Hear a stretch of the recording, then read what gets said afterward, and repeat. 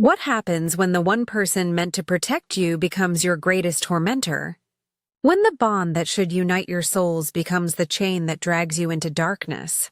Tonight, I'm going to tell you the story of Aria Blackwood, a she-wolf who discovered that sometimes the greatest betrayals lead to the most extraordinary destinies.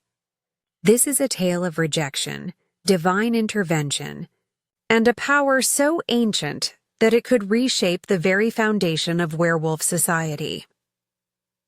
If you love stories of supernatural romance, divine powers, and second chances, make sure to subscribe to the channel so you don't miss any of our paranormal tales. Chapter 1: The Rejection. The scent of pine and morning dew filled the air as Aria Blackwood stood at the edge of Silverstone Pack territory, her heart hammering against her ribs like a caged bird desperate for freedom. Today was supposed to be the most important day of her life, the day Alpha Damien Blackthorn would officially claim her as his mate and Luna. Instead, she found herself facing the cold, granite-hard expression of the man she'd loved since childhood. "You're weak." "Aria!" Damien's voice cut through the morning silence like a blade. His steel-gray eyes, once warm when they looked at her, now held nothing but disgust. "A Luna needs to be strong, commanding. You can barely shift properly, let alone lead a pack."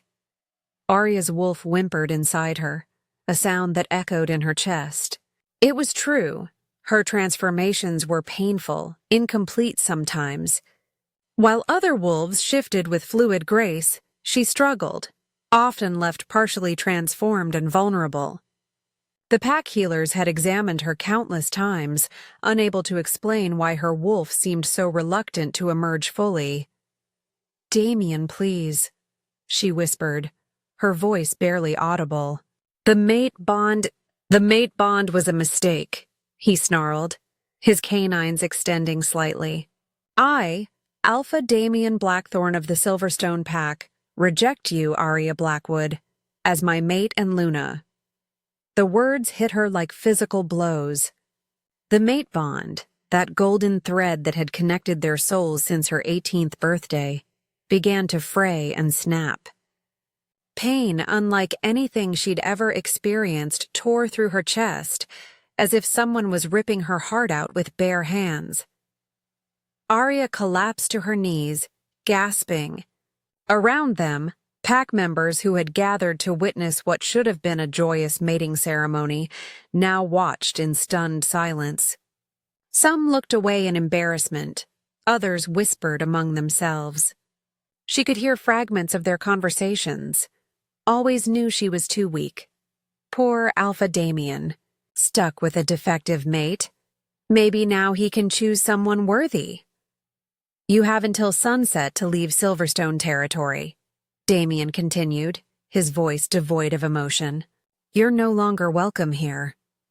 As Aria struggled to breathe through the severing of their bond, she noticed Damien's hand move to rest on the shoulder of Selene Nightshade, the pack's head warrior. The beautiful she-wolf stood beside him with a satisfied smirk, her emerald eyes gleaming with triumph. Selena's auburn hair caught the morning light like fire, and her perfectly sculpted form was everything Aria was not: strong, confident, undeniably powerful. "Don't look so surprised, little Aria," Selena purred. "Did you really think someone like you could hold an alpha's attention forever? Damien needs a real woman by his side." The betrayal cut deeper than the rejection. Selena had been her friend, her training partner, the sister she'd never had. They'd shared secrets, dreams, fears. Selena had been the one to comfort her when her shifting difficulties first manifested, had promised that true strength came from within. Now she understood. It had all been a lie, a carefully orchestrated plan to position herself as the better choice. How long? Aria managed to ask through the pain. "How long what?" Selena asked with false innocence. "How long have you two been together behind my back?" Damien's jaw tightened, but Selena laughed. "Since the winter solstice. 3 months of watching you stumble through training. 3 months of listening to you whine about your weak wolf. Did you really think we could stand it forever? The pack members shifted uncomfortably. Even those who had never particularly liked Aria seemed disturbed by the cruelty of the revelation. 3 months, while she'd been planning their mating ceremony, choosing decorations, dreaming of their future together, they'd been betraying her. Aria forced herself to stand, her legs shaking. Blood trickled from where her fingernails had dug into her palms, but the physical pain was nothing compared to the agony in her chest. "I accept your rejection," she managed to say, her voice stronger than she felt. The formal words completed the severing, and the last threads of their bond dissolved into nothing. Without another word, she turned and walked away from the only home she'd ever known. Hours later, Aria found herself deep in the Whispering Woods, a stretch of ancient forest that bordered several pack territories but belonged to none. Her meager possessions, a backpack with clothes, some food, and her mother's silver pendant, felt impossibly heavy on her shoulders. She'd been walking for hours, putting as much distance as possible between herself and Silverstone territory. The physical pain of the broken mate bond had settled into a constant ache in her chest. But it was the emotional devastation that truly threatened to destroy her. Her mother's pendant, the only thing she had left of the woman who died when Aria was just 5, seemed to pulse against her skin. Aria Blackwood had been beloved by the pack, a healer whose gentle touch could mend both body and spirit. Aria had always hoped to follow in her footsteps, but her weak wolf had made even that dream impossible. As darkness began to fall, Aria realized she needed to find shelter. She was no longer under pack protection, which meant she was vulnerable to rogues, hunters, and worse. Her weak wolf form wouldn't be much help if she encountered trouble. She was setting up a small camp near a stream when she heard it, the sound of multiple wolves approaching. Her blood ran cold as she caught their scent. Rogues. At least 5 of them, and they'd definitely caught her scent too. Well, what do we have here? The voice came from the shadows as 5 massive wolves emerged from the tree line, shifting into their human forms. The leader, a scarred man with dead eyes and graying hair, smiled, revealing yellowed teeth. "A little she-wolf, all alone in our woods."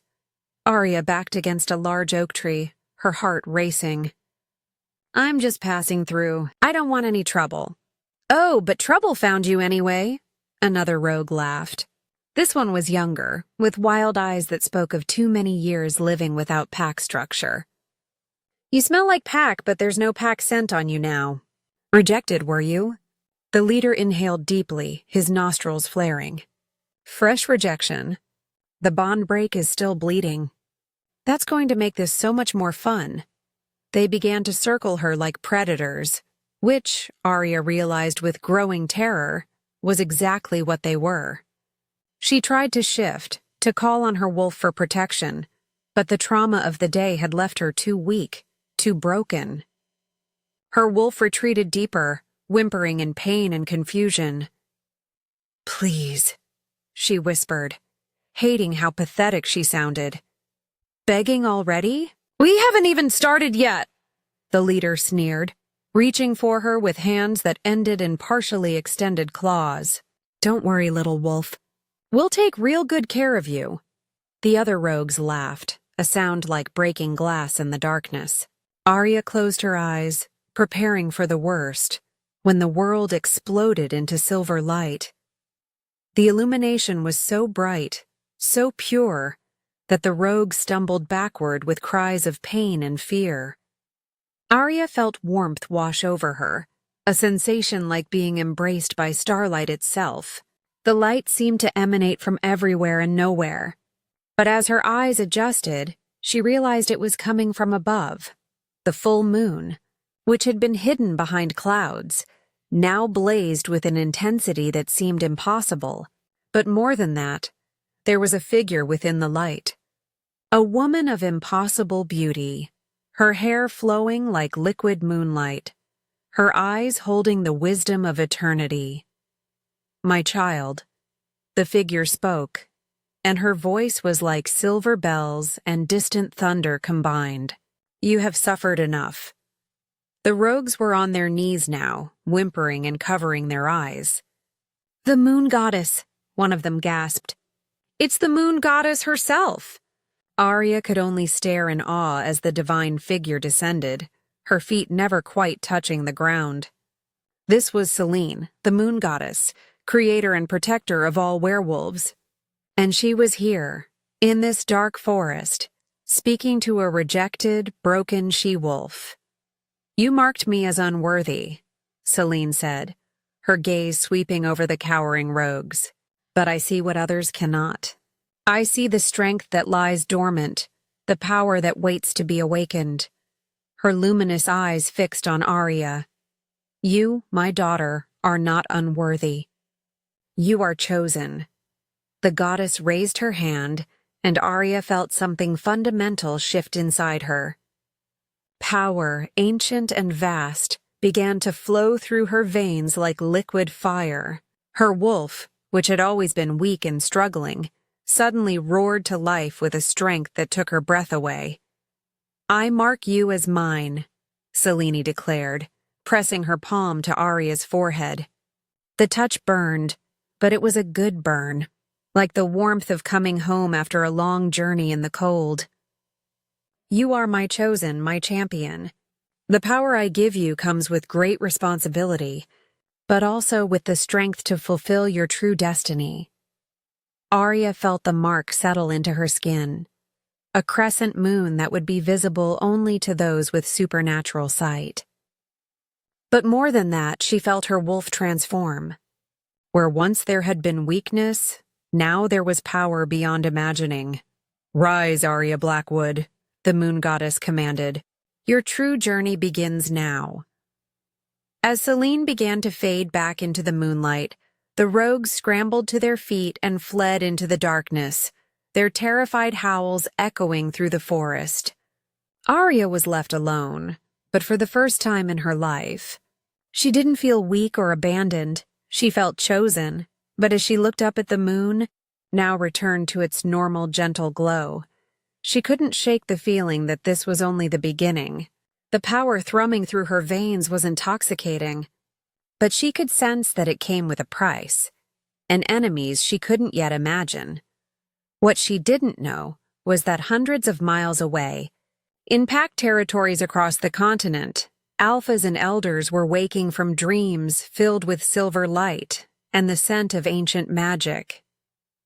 The moon goddess had chosen a champion, and the supernatural world would never be the same.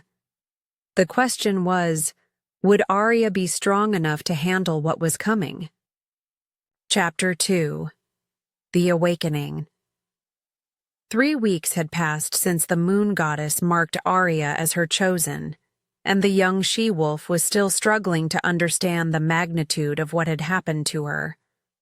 The power that now flowed through her veins was unlike anything she'd ever imagined. Raw, primal, and sometimes overwhelming. She'd made camp in a hidden cave system deep within the Whispering Woods, far from any pack territory. Here, she could practice controlling her new abilities without fear of discovery. And practice she needed.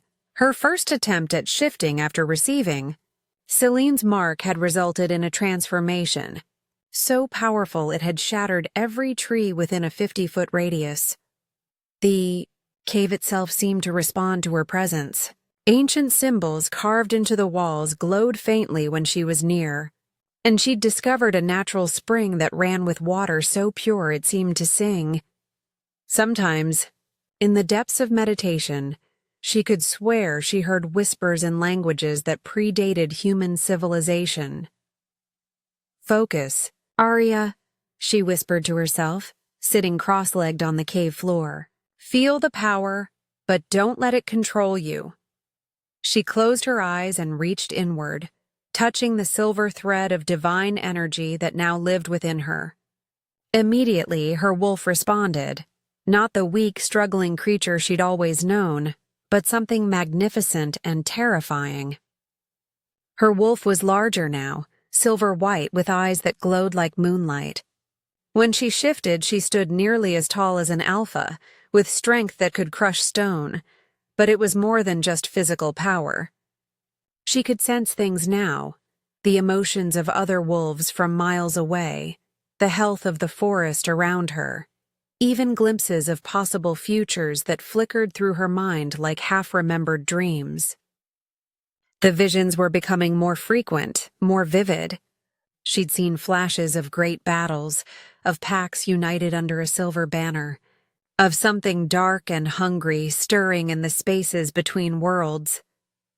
The most disturbing vision had come just last night. A dream of Silverstone Pack territory consumed by shadows, of Damien calling her name in desperation as darkness swallowed everything he'd tried to protect. She'd woken with tears on her cheeks and the taste of ash in her mouth. A sound from outside the cave made her eyes snap open. Footsteps.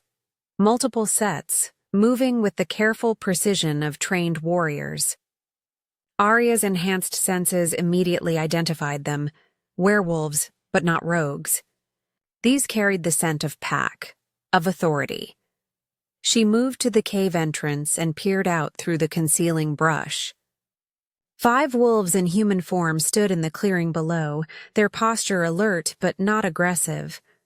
The leader was a tall man with dark hair and kind brown eyes, wearing clothes that marked him as someone of importance. His scent carried the authority of an alpha, but also something else, genuine concern, not the predatory hunger she'd learned to associate with pack leaders. "We know you're here," he called out, his voice carrying easily through the forest. "We're not here to harm you. My name is Alpha Marcus Stormwind of the Crescent Moon Pack. We need to talk." Aria hesitated. She'd heard of the Crescent Moon Pack. They were known for being progressive, treating their members with respect rather than fear. But she'd also learned not to trust easily. The betrayal by Damien and Selene had left scars that went deeper than the physical. "What do you want?" she called back, not revealing her position. "To offer you sanctuary," Marcus replied, "and to warn you. Word of what happened in these woods has spread. There are those who see the moon goddess's choice as a threat to the natural order." Before Aria could respond, her enhanced senses picked up something else, another group approaching from the east. These moved differently, with the predatory grace of hunters, and their scent carried the metallic tang of weapons and the bitter smell of hatred. "Alpha Marcus," she called out urgently. "You need to leave. Now. There are others coming, and they're not here to talk." Marcus's head snapped up, his nostrils flaring as he caught the same scent. "Hunters," he growled. "Elena, get the others back to the tree line, now." But it was too late. The clearing erupted in chaos as black-clad figures emerged from the forest, silver weapons gleaming in the dappled sunlight. These weren't ordinary hunters.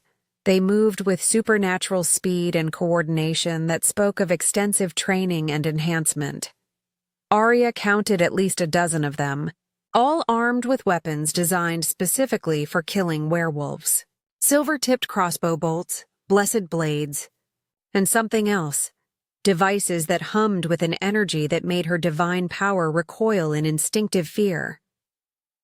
"The chosen one dies today," their leader declared. Raising a crossbow loaded with what Aria could smell was a silver-tipped bolt. "The natural order will be preserved." The battle erupted instantly. Marcus and his wolves shifted with fluid grace, their forms blurring as they engaged the hunters. But these weren't ordinary humans. They fought with a skill and speed that suggested they'd been enhanced somehow, possibly with werewolf blood or dark magic.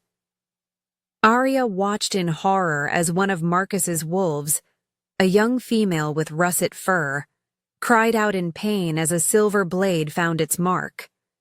The hunter who'd wounded her raised his weapon for a killing blow, his face twisted with religious fervor. Something inside Aria snapped. The power of the moon goddess erupted from her like a silver tsunami. She didn't consciously shift. One moment she was human, the next she was her magnificent wolf form, leaping from the cave entrance with a roar that shook the very foundations of the forest. She landed in the clearing like a force of nature, her silver-white fur gleaming with an inner light. The hunters froze, their enhanced senses overwhelmed by the sheer presence of divine power radiating from her. Several of their weapons sparked and failed, unable to function in the presence of such pure energy. Impossible, their leader breathed. The legends spoke of the chosen, but we thought... Aria didn't let him finish. She moved with speed that defied physics, her massive form flowing like liquid moonlight. Her claws, now infused with celestial energy, cut through the hunter's enhanced armor like paper. But she wasn't killing. Something inside her, some divine wisdom, guided her strikes to disable rather than destroy. The battle was over in minutes. The surviving hunters fled into the forest, carrying their wounded and leaving behind their silver weapons. Aria stood in the center of the clearing, her sides heaving, power still crackling around her like visible electricity. Incredible, Marcus whispered, having shifted back to human form. His pack members stared at her in awe but not fear. The stories don't do justice to what you've become. Aria shifted back, suddenly self-conscious about her nakedness until one of Marcus's female pack members, Elena, she thought, quickly offered her a spare shirt. "Thank you," Aria said quietly, pulling on the garment. "Is everyone all right?" "Thanks to you, yes," Marcus replied. "But this confirms what we feared. The Council of Alphas has declared you a threat. They've hired the Order of the Silver Dawn to hunt you." The Order of the Silver Dawn? Aria had never heard the name, but something about it made her divine power stir uneasily. "Ancient hunters," Elena explained, her voice grim. "They've been killing supernatural creatures for over 1,000 years. They believe that anything touched by divine power upsets the balance of nature. They're the ones who hunted the last chosen one to extinction 3 centuries ago." The revelation hit Aria like a physical blow. "There have been others?" "Several throughout history," Marcus confirmed.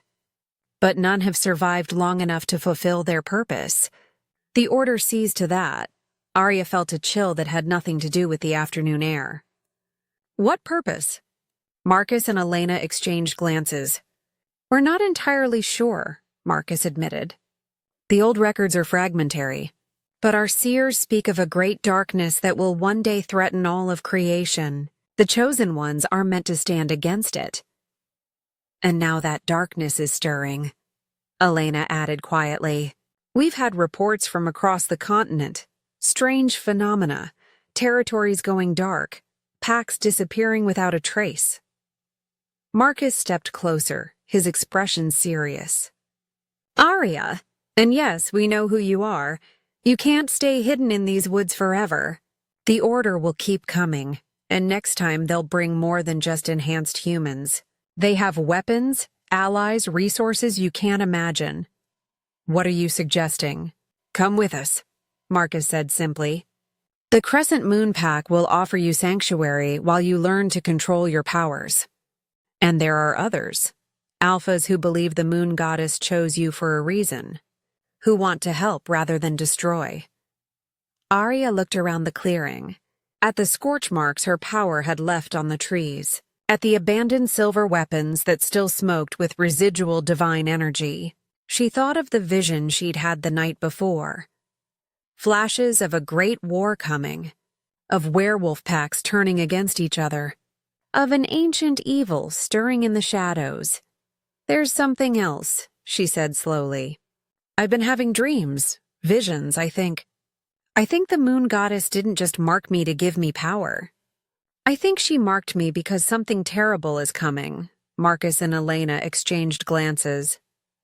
"What kind of something?" Elena asked. Before Aria could answer, the temperature in the clearing dropped 20 degrees. Frost began forming on the grass despite the warm afternoon sun, and a scent filled the air that made every werewolf present whimper in instinctive fear. Ancient magic. Dark magic. And something else. Something that smelled of death and corruption and endless hunger. "We need to leave," Marcus said urgently. "Now." But as they turned to go, a voice echoed through the forest, not heard but felt, pressing against their minds like cold fingers. "The Chosen One awakens, but she is not the only one stirring from ancient sleep. The old bargains are breaking, little wolves. The old hungers are returning. And when the moon turns black, all your divine power will not save you from what comes." The voice faded, taking the unnatural cold with it. But its promise hung in the air like a curse. Aria looked up at the sky, where the afternoon sun seemed suddenly dimmer, and felt a chill that had nothing to do with temperature. Whatever was coming, whatever ancient evil was stirring, she was beginning to understand that her rejection by Damien had been the least of her problems. The real test was just beginning, and somewhere, in a place between worlds where darkness gathered like storm clouds, something that had slept for 1,000 years smiled with too many teeth and began to wake. Chapter 3. The Gathering Storm. The Crescent Moon Pact territory was unlike anything Aria had ever experienced. Where Silverstone had been rigid and hierarchical, Crescent Moon felt like a true community. Pack members moved freely, children played without fear, and there was a sense of harmony that spoke to something deep in her wolf's soul. But even in this sanctuary, Aria couldn't shake the feeling that they were living on borrowed time. It had been 2 weeks since Marcus brought her to his territory, and in that time, disturbing reports had been flooding in from across the continent. Packs were going silent, their territories found empty except for strange scorch marks and the lingering scent of dark magic. The Order of the Silver Dawn had increased their activities, but they seemed to be hunting more than just Aria now. They were targeting any wolf who showed unusual abilities or spoke of strange dreams. The pack house itself was a marvel of werewolf architecture, built into the side of a hill with rooms that seemed to flow naturally from the stone. Ancient symbols were carved into the walls, not decorative, but functional, designed to strengthen pack bonds and provide protection against supernatural threats. Aria had spent hours studying them, her divine power allowing her to understand their meaning in ways that surprised even the pack's eldest members. "The Shadowlands are expanding," Elena reported during the evening pack meeting. She'd just returned from a scouting mission to the Eastern Territories, her clothes still carrying the acrid scent of corrupted earth. "The Blood Moon Pack's territory is completely consumed now. Nothing but twisted trees and that awful black mist." Aria felt her stomach clench. The Shadowlands, areas where reality itself seemed corrupted, where the very air was toxic to werewolves, had been appearing randomly across the continent. No one understood what caused them, but they were spreading like a cancer across the supernatural world. "Any survivors?" Marcus asked, though his tone suggested he already knew the answer. "None that we could find," Elena replied grimly. "But Alpha Marcus, there's something else. We found tracks leading away from the Shadowlands. Not werewolf tracks, something else. Something big." She pulled out a sketch she'd made, showing prints that were almost human but wrong in subtle ways. The toes were too long, the heel too narrow, and there were marks that suggested claws. "Whatever made these walks upright," Elena continued, "but it's not human, and it's not werewolf. The scent was wrong, like decay and hunger and something that shouldn't exist." Before Marcus could respond, a commotion outside drew their attention. Aria's enhanced senses immediately picked up the scent of multiple wolves approaching, But these weren't rogues or hunters. These carried the authority of pack leadership, the unmistakable aura of alphas. Expecting company? Aria asked. Marcus shook his head, but he was already moving toward the door. All pack members, defensive positions. Elena, get the children to the safe house. They emerged from the pack house to find a sight that would have been impossible just months ago. 5 different pack alphas standing in the central clearing. Their warriors arranged behind them in a show of unity that defied centuries of territorial disputes. Aria recognized one of them immediately, Alpha Cain Shadowheart of the Northern Territories, a massive man with silver-streaked hair and eyes like winter storms.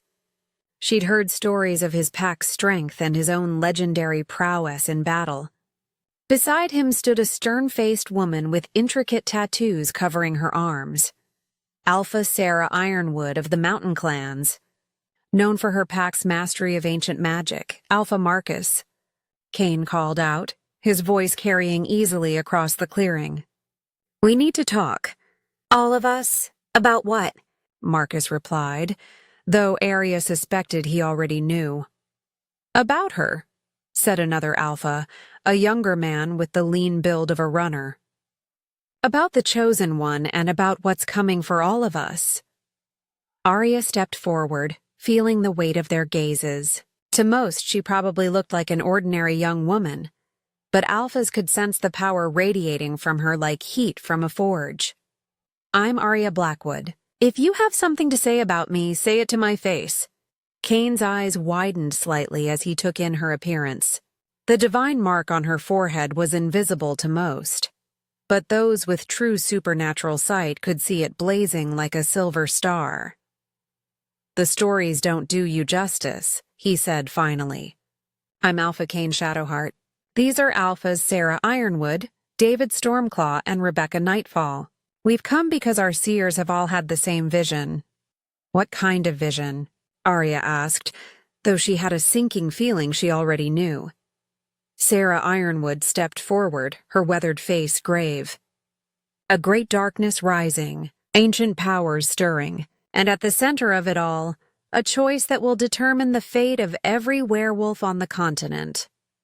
Your choice, Rebecca added, her green eyes intense.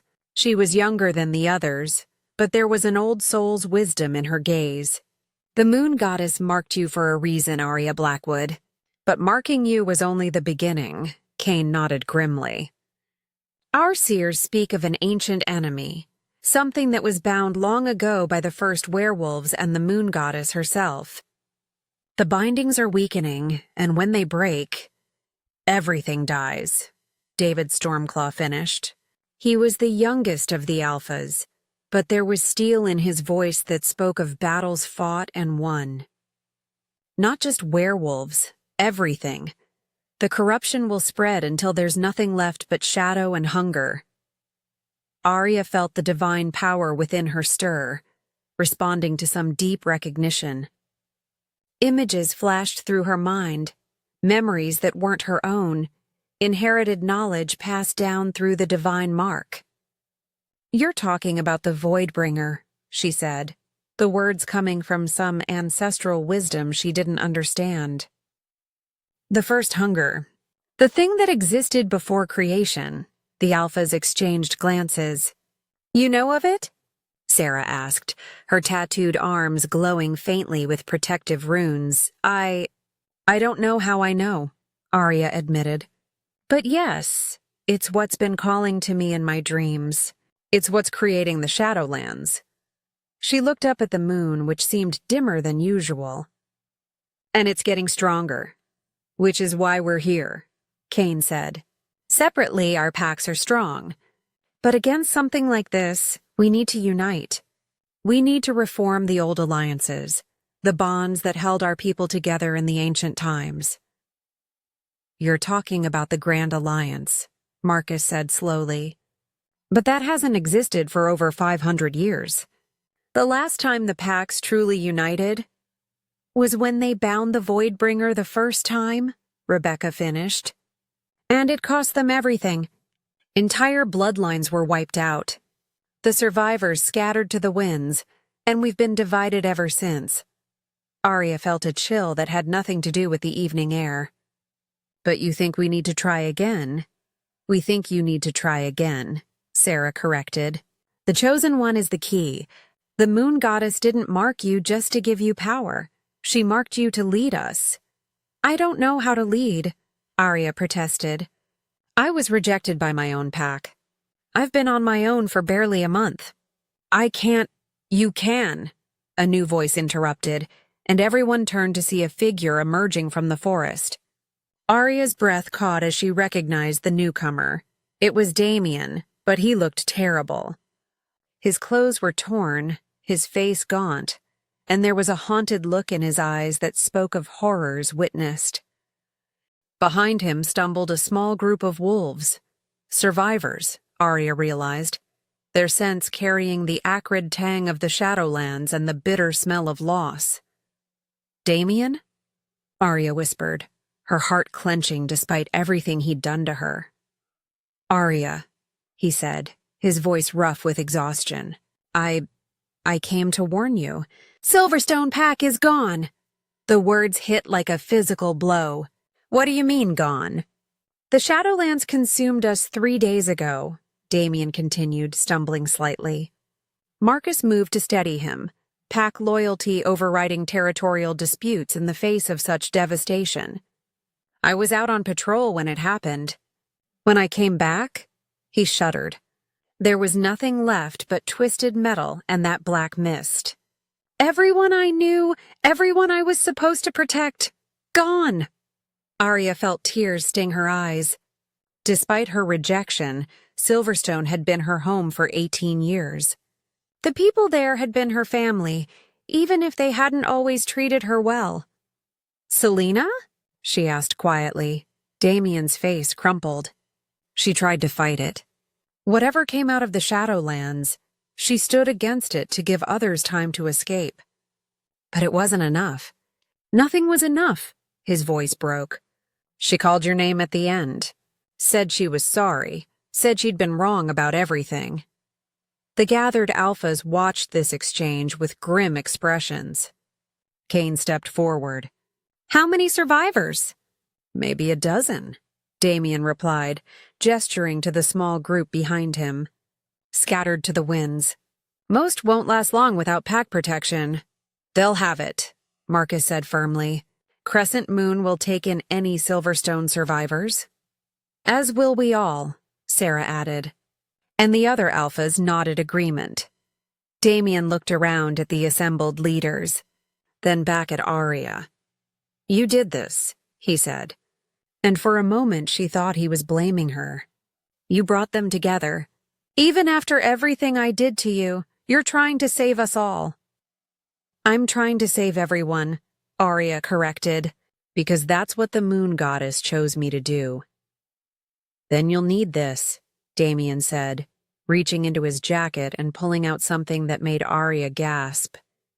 It was her mother's pendant, the one she'd left behind when she was exiled, but it had changed.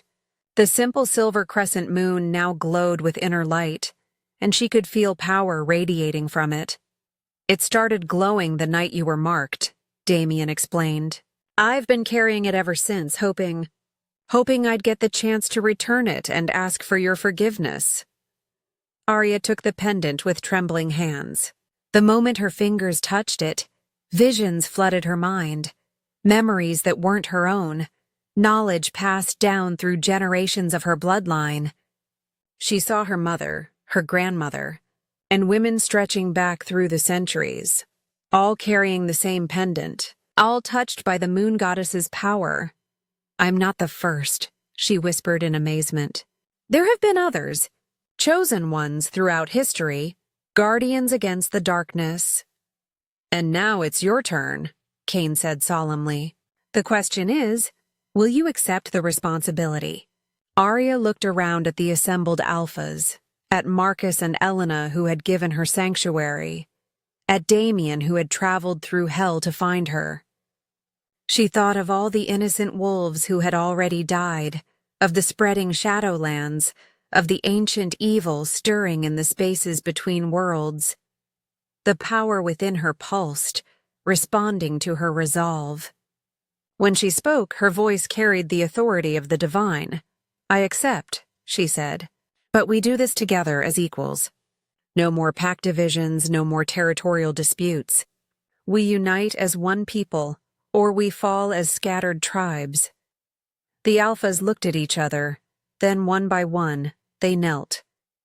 It was a gesture of respect, not submission, acknowledgement of her role as the moon goddess's champion. "Then let the Grand Alliance be reborn," Cain declared. "And may the moon goddess grant us the strength to face what's coming."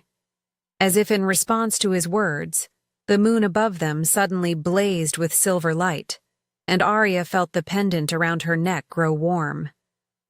In the distance, she could hear something howling. Not wolves, but something else, something hungry and ancient and filled with rage.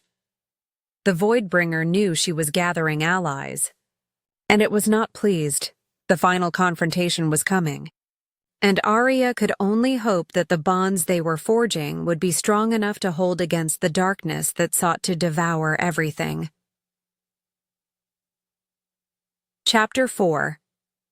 The Choice of Destiny. The ancient ritual site lay hidden deep within the Whispering Woods, in a clearing that existed in maps drawn by the first werewolves but had been lost to time. Massive standing stones formed a perfect circle, their surfaces covered in runes that seemed to shift and change when viewed directly. At the center stood an altar carved from a single piece of moonstone, its surface reflecting light that had no earthly source. Aria stood before the altar, the combined might of 6 united packs arranged behind her. In the 3 days since the Grand Alliance had been reformed, they'd managed to gather nearly 300 wolves, all that remained of dozens of packs consumed by the spreading Shadowlands. The pendant around her neck pulsed with increasing urgency. Through it, she could feel the Voidbringer's presence growing stronger, pressing against the ancient bindings that held it in the space between worlds. Soon, those bindings would fail completely, and the first hunger would be free to devour reality itself.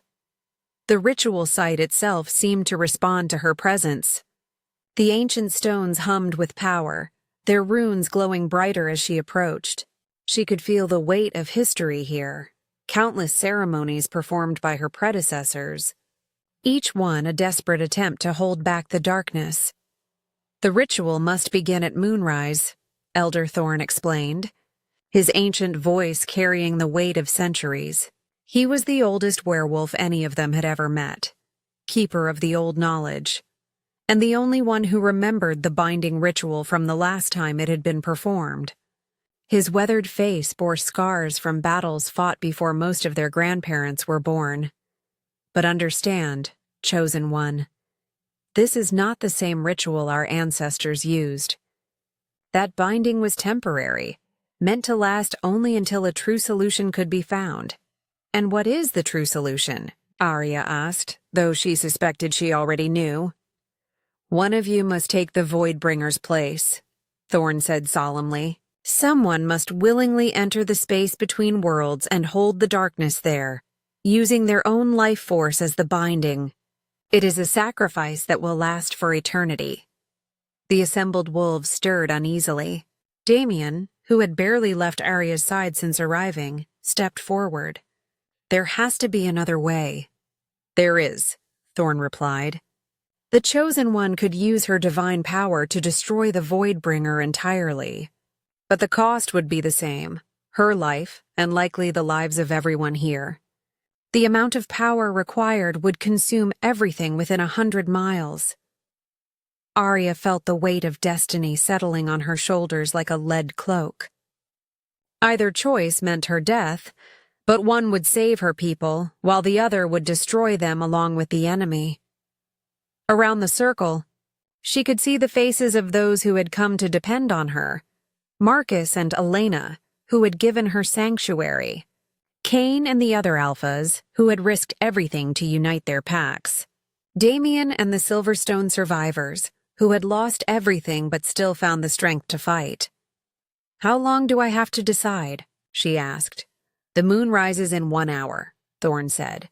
"After that, the choice will be made for us all." As if summoned by his words, the temperature in the clearing plummeted. Frost began forming on the ancient stones, and the very air seemed to thicken with malevolent presence. The Shadowlands were expanding again, reaching toward their location with tendrils of corruption that withered everything they touched. "It knows we're here," Elena whispered, her hand moving instinctively to her weapon. "Of course it knows," a voice said from the shadows between the standing stones. "I have been watching, waiting, learning." The figure that emerged from the darkness was beautiful and terrible, tall, elegant, with features that seemed to shift between human and something else entirely.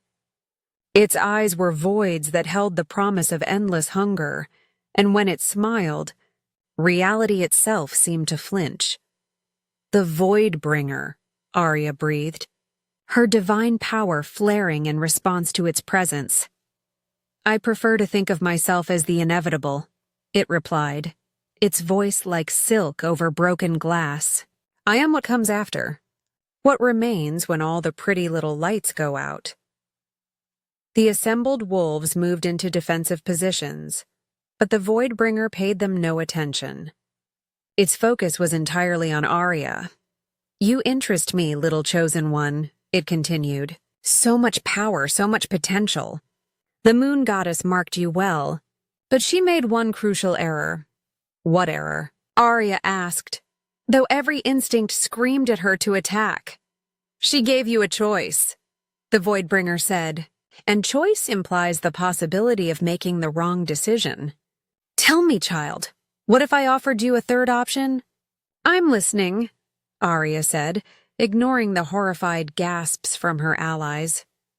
"Join me," the creature said simply. "Accept the hunger, embrace the void, and I will spare your precious wolves. They can live out their little lives in whatever corner of reality I choose to preserve.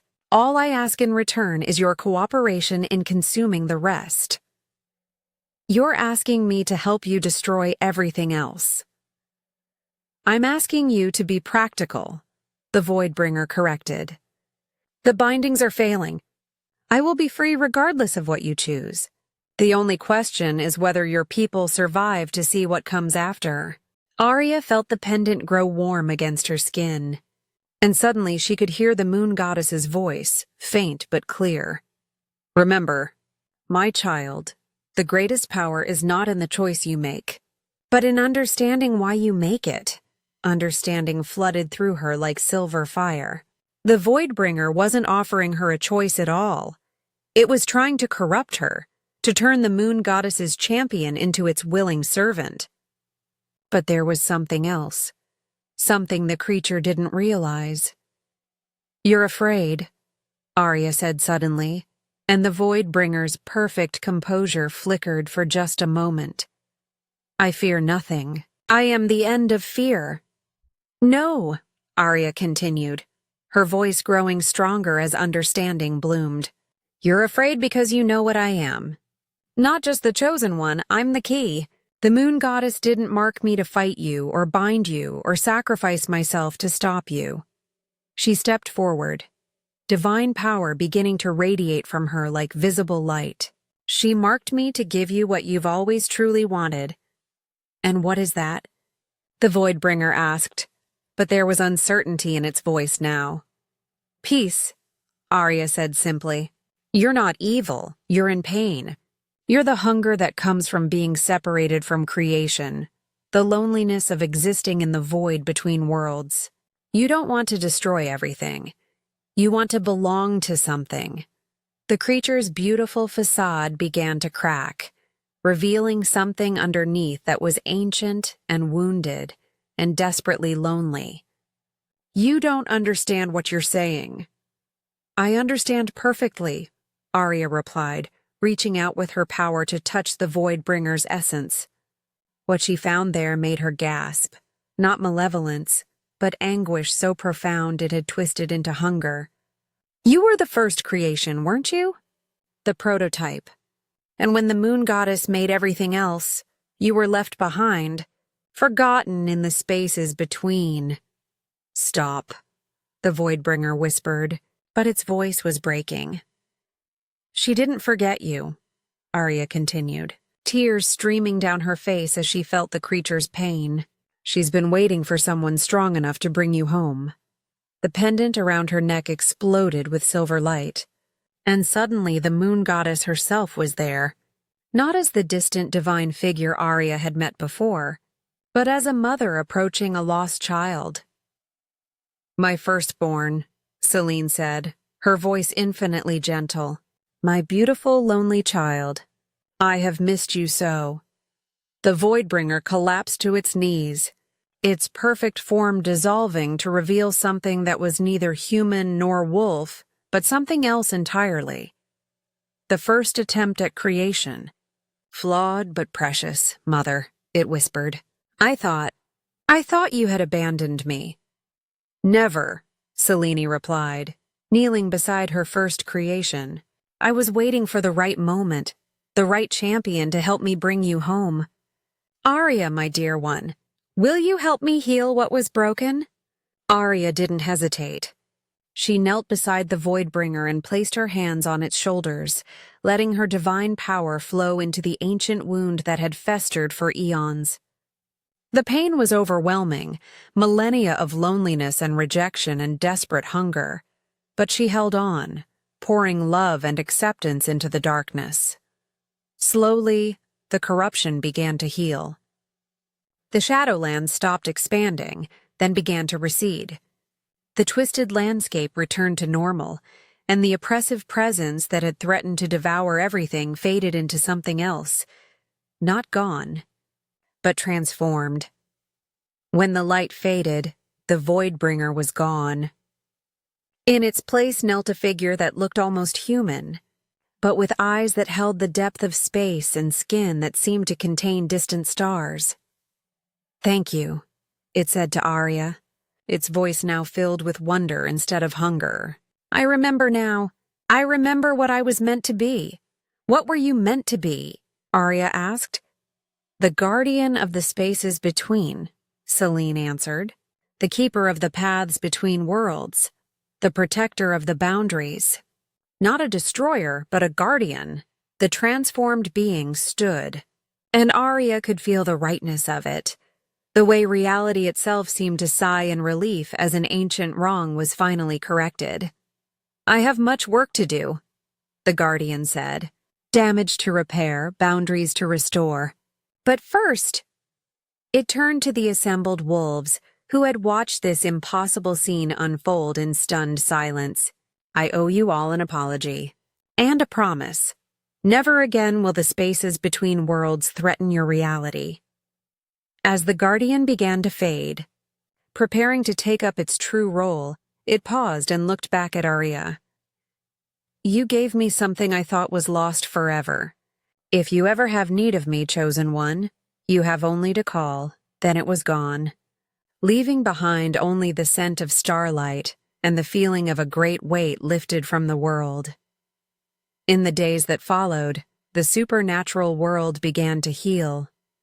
The Shadowlands disappeared entirely, consumed territories were restored, and the scattered survivors of destroyed pacts found their way to safety. The Grand Alliance held, stronger than ever, united by the shared experience of facing the end of everything and finding hope instead. Aria stood on a hill overlooking the Crescent Moonpack territory, watching the sunset paint the sky in shades of gold and crimson. The pendant around her neck had returned to its simple silver appearance, but she could still feel the moon goddess's presence, warm and comforting. The ritual site had become a place of pilgrimage, where wolves from all packs came to remember the night when unity triumphed over division, when love conquered hunger, when the impossible became possible. Regrets? Damien asked, approaching from behind. In the weeks since the crisis had ended, he'd been trying to make amends, to prove that he was worthy of a second chance.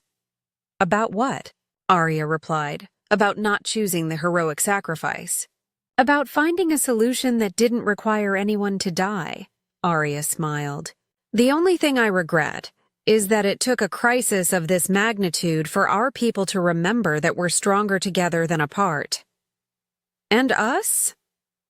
Damien asked quietly. Is there any chance for us? Aria turned to look at him, seeing not the arrogant alpha who had rejected her, but a man humbled by loss and genuinely trying to become better. The mate bond is broken, Damien. It can't be repaired. His face fell, but she continued. But that doesn't mean we can't build something new. Something based on choice rather than destiny, on respect rather than obligation. Hope flickered in his eyes. I'd like that. I'd like to try. Then we'll try, Aria agreed, but slowly, and as equals. As they stood together watching the stars emerge in the darkening sky, Aria felt a deep sense of peace. She was still the chosen one, still marked by the moon goddess. But she was no longer defined by rejection or divine mandate. She was simply Aria Blackwood, a woman who had learned that the greatest power wasn't in the magic that flowed through her veins, but in the choice to use that power for healing rather than destruction. And in a reality where the spaces between worlds were now guarded by a being that understood both loneliness and love, that choice would echo through eternity. The moon goddess had chosen well, and so ends the tale of Aria Blackwood, the she-wolf who was marked as unworthy by her alpha, but chosen by the moon goddess herself. Her journey reminds us that sometimes our greatest rejections lead to our most extraordinary destinies, and that true strength lies not in the power we wield, but in how we choose to use it. If you enjoyed this epic tale of divine intervention, second chances, and the power of compassion over conquest, make sure to subscribe to our channel and hit that notification bell. We have many more supernatural stories waiting to be told, and your support helps us bring these magical worlds to life. What did you think of Aria's choice to heal rather than destroy? Let us know in the comments below, and don't forget to like this video if you want to see more stories of werewolves, divine powers, and the triumph of love over darkness. Until next time, may your own journey be filled with the magic of second chances and the strength to choose compassion, even in the darkest of times.